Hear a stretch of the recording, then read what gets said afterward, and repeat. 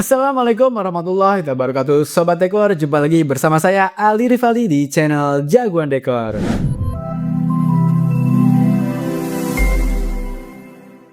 Nah sobat, kali ini kita berada di session PPD Podcast Pintu Dialog X Jagoan Dekor, yang dimana ide-ide interior brilian dapat jadi kenyataan.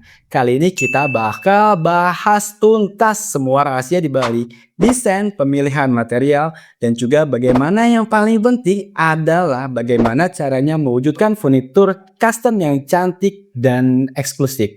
Nah sobat, hari ini kita nggak cuma bahas tentang inspirasi, tapi kita juga bakal terjun langsung ke medan perang, ya, di mana tempat eksekusinya ada di lapangan.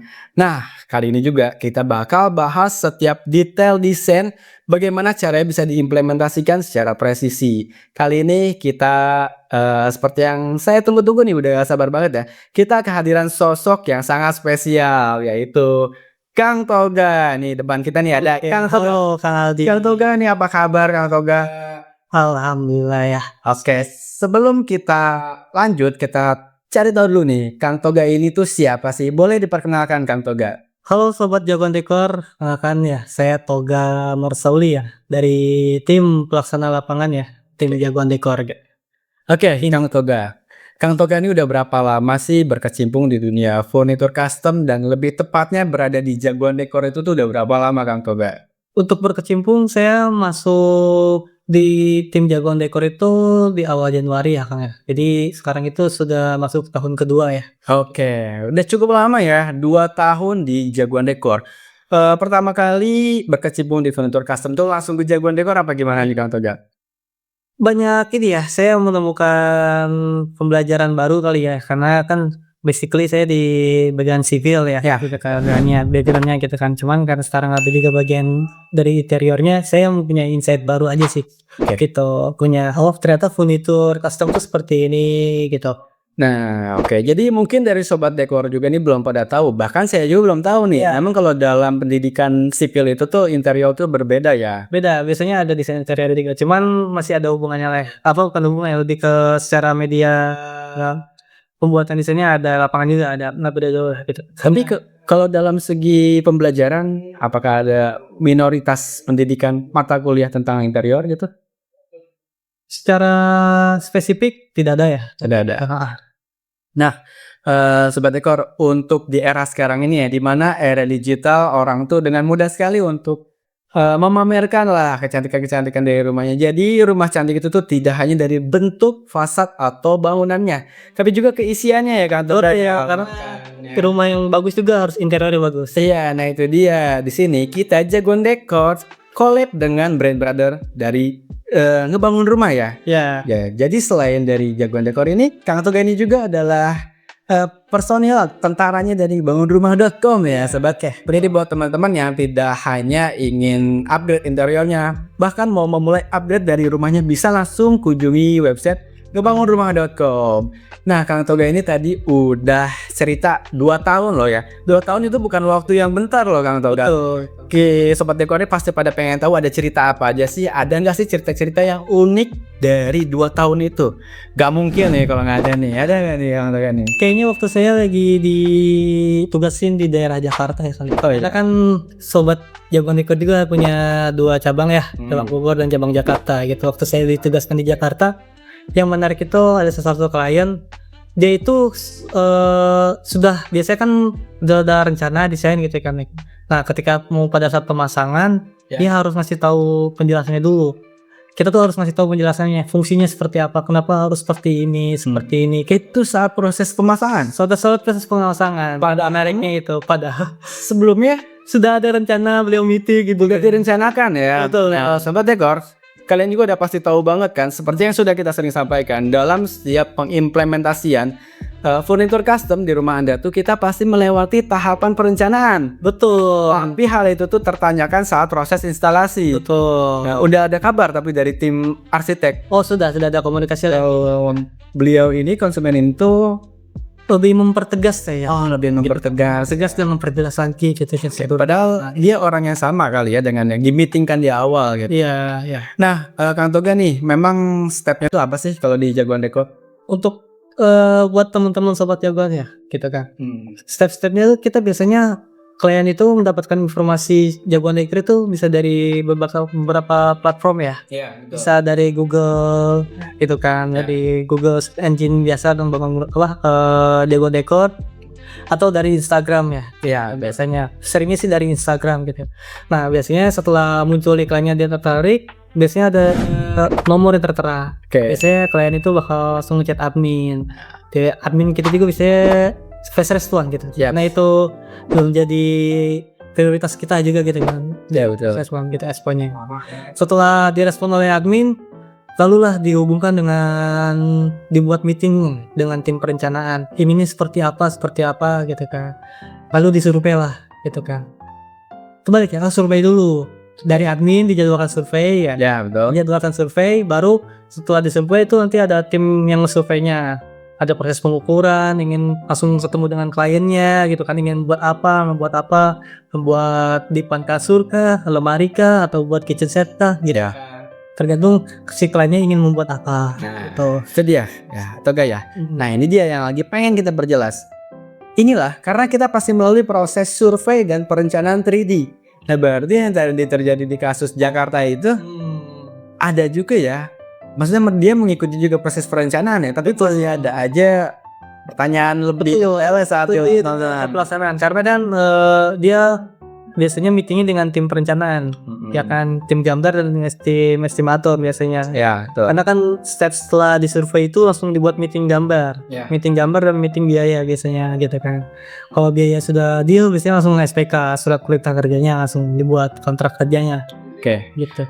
Oke, Kang Toga ini adalah tim pelaksana yang dimana dia ini memastikan furnitur custom yang dipesan oleh customer itu tuh bisa terpasang dengan sempurna, dengan cantik, tanpa ada minus sama sekali. Nah, kita pengen tahu gimana caranya Kang Toga bisa memastikan itu tanpa ada minus sama sekali. Boleh diceritakan dari tahapan quality control di workshop? Oke, untuk prosesnya pertama ya, ketika kita udah menerima surat perintah kerja gitu kan, tim pabrikasi itu sebelum memulai pabrikasi atau memulai pembuatannya disurvei ulang dulu Kang Aldi, ketika khawatir kita tidak mengukurnya tuh tidak ada miss gitu kan, kira gitu, biar akurat juga secara detail gitu kan. Setelah diukur ulang, barulah dimulai pabrikasi. Kita menerima spesifikasi dan ingin pembuatan gambarnya seperti apa gitu. Disesuaikan dengan spesifikasi yang disepakatinya gitu kan. Spesifikasi bahannya gitu. Kita sebelum ngebahas tentang step ke pengiriman, kita masih ngebahas di fabrikasi di workshopnya. Betul. Apa aja sih bahan-bahan yang disediakan oleh Jagoan Dekor? Kan sering banget nih di sosial media Jagoan Dekor tuh diinformasikannya Blockmin 18 mm, Blockboard 18 mm.